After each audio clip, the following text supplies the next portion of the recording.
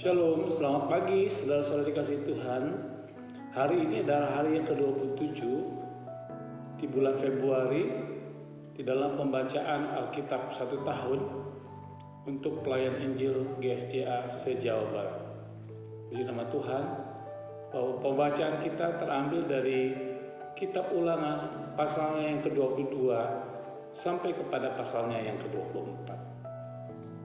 Fokus renungan hari ini saya ambil dari Kitab Ulangan pasalnya yang ke-22 ayat 1 sampai pada ayat yang ke-4. Firman Tuhan berbunyi seperti demikian. Apabila engkau melihat bahwa lembu atau domba saudaramu tersesat, janganlah engkau pura-pura tidak tahu. Haruslah engkau benar-benar mengembalikannya kepada saudaramu itu.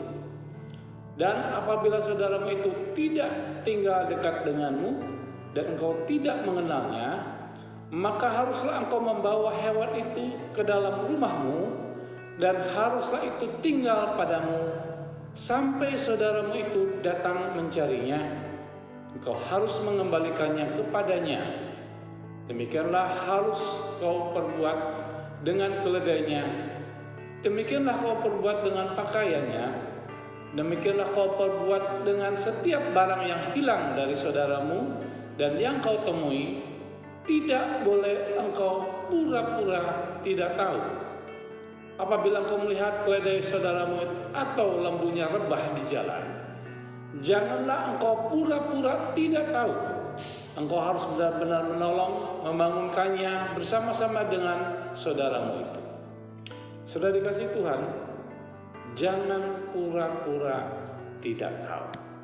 Saudara dikasih Tuhan, inilah sikap yang sering ditampakkan sebagian orang, termasuk juga orang-orang Kristen ataupun itu hamba-hamba Tuhan juga.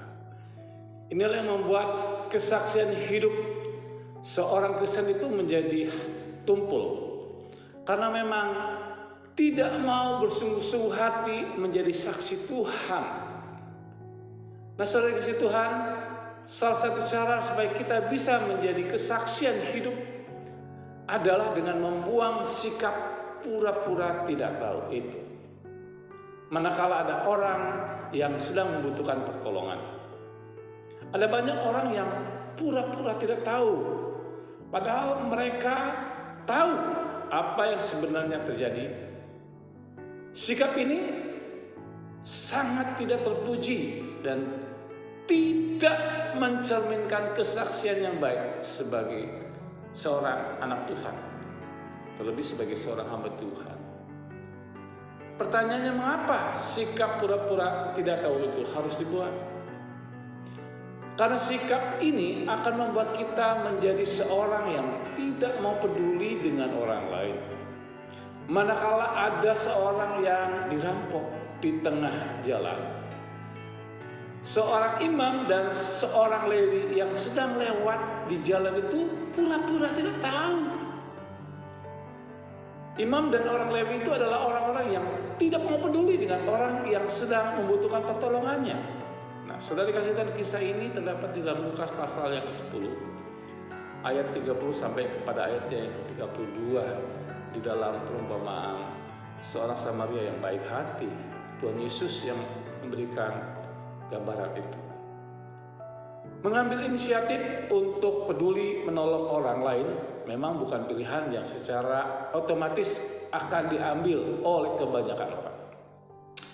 Tetapi umat Tuhan diminta hidup berbeda dengan orang-orang yang tidak mengenal Tuhan, seperti yang tertulis di dalam Alkitab hari ini. Memang peraturan tolong-menolong yang kita baca ini kita ada lihat di sana. Di sana Tuhan memerintahkan agar umatnya berusaha mengembalikan atau merawat binatang peliharaan milik saudaranya yang tersesat atau mengalami satu kecelakaan. Ini berlaku juga untuk barang ataupun juga hal-hal yang mereka temukan. Mereka tidak boleh tidak peduli atau pura-pura tidak tahu dalam masalah ini. Tindakan yang demikian akan membuat orang yang kehilangan terhindar dari kerugian. dan tentunya mereka akan bersukacita karena itu. Ini adalah perintah yang indah, melatih kepedulian dan inisiatif untuk berbuat baik. Teringat saudaraku, pada waktu beberapa tahun yang lalu, bahkan puluh tahun yang lalu, suatu hari saya dengan seorang teman mengadakan perjalanan dari Malang menuju ke Bogor. Sampai suatu waktu di daerah Lumajang, kami sempat berhenti sebentar menuju ke toilet umum. Dan sesudah selesai dari toilet umum itu berurusan, lalu kemudian saya melanjutkan perjalanan. 1 jam perjalanan dari Lumajang itu, kemudian saya baru sadar pada saat saya memegang saku belakang daripada celana saya dan didapati bahwa dompet saya tidak ada, alias hilang. Kemudian saya cari kabin, bagian mobil, di mana-mana tidak ketemu. Dan saya mulai berpikir, hilang di mana ya? Setelah sekian lama saya berpikir dan merenung, saya ambil keputusan bahwa memang dompet itu hilang. Dompet itu berisi KTP, STNK, dan beberapa jumlah uang. Kemudian kami beberapa jam kemudian sampai di Bogor. Dan 3 hari setelah kami ada di Bogor, tiba-tiba ada petugas pos dan giro memberikan surat kepada saya. Dan dialamatkan itu memang kepada alamat saya di Bogor. Nah, isi surat itu mengatakan bahwa ada seseorang yang menemukan dompet saya itu. Dan kemudian dia menyarankan untuk mengambilnya di rumahnya di daerah Lumajang itu. Sudah kasih Tuhan, pada waktu itu orang belum ada handphone, belum ada HP, belum ada WA, yang ada dia tahu dari alamat KTP di mana saya tinggal di Bogor. Singkat kata, kami beberapa hari kemudian ke daerah Lumajang, ke tempat rumahnya dia, dan dompet itu dikembalikan. Saudara, saya melihat di sini bahwa orang itu memang tidak pura-pura tidak tahu. Saudara kasih Tuhan, dia mau mengembalikan itu dengan kesadaran penuh dan dia mau peduli. Saudara, dari gambaran itu mungkin selama ini ada sebagian orang Kristen telah terbiasa dengan pura-pura tidak tahu. Di saat sesama kita ini dalam keadaan susah. Dan solusi agar kita tidak terus melakukannya adalah jangan jadikan kebiasaan dalam hidup kita ini untuk pura-pura tidak tahu.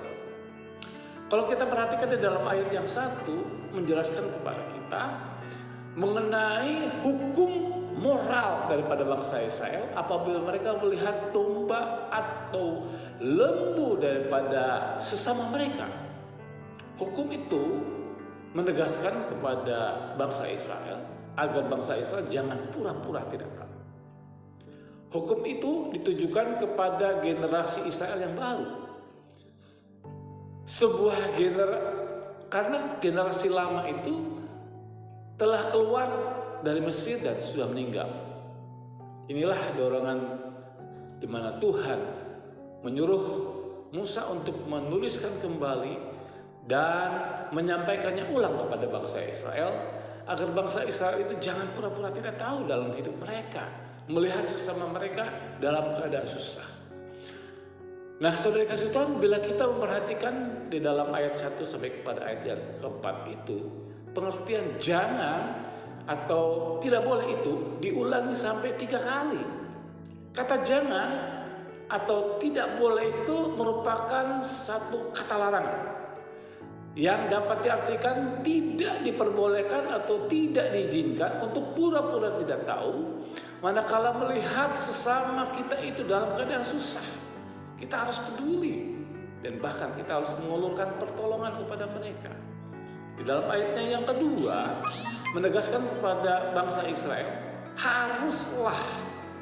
Nah, yang berarti mereka harus benar-benar menolong sesama mereka di saat mereka melihat sesama mereka itu dalam keadaan susah. Maka mereka harus mendengarnya, harus menolongnya. Dan Musa memberikan suatu contoh sederhana untuk mengerti hukum itu, yaitu bila mereka melihat lembu atau domba sesama mereka dalam keadaan tersesat, tidak diperbolehkan untuk pura-pura tidak tahu, melainkan mereka harus mengambil lembu yang tersesat tersebut dan dikembalikan kepada pemiliknya. Saudara, demikian juga dengan kehidupan kita saat ini.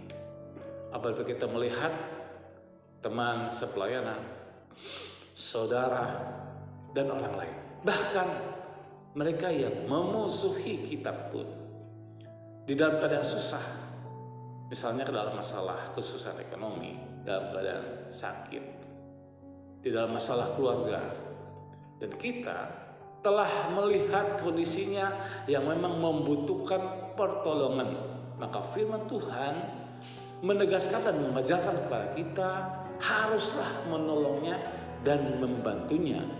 Jangan kita pura-pura tidak tahu dan bahkan kita berkelit di balik kata dalam hati kita kepada mereka, dia pasti bisa. Nah, firman Tuhan menegaskan kepada kita, kita harus menolongnya. Tuhan Yesus memberkati.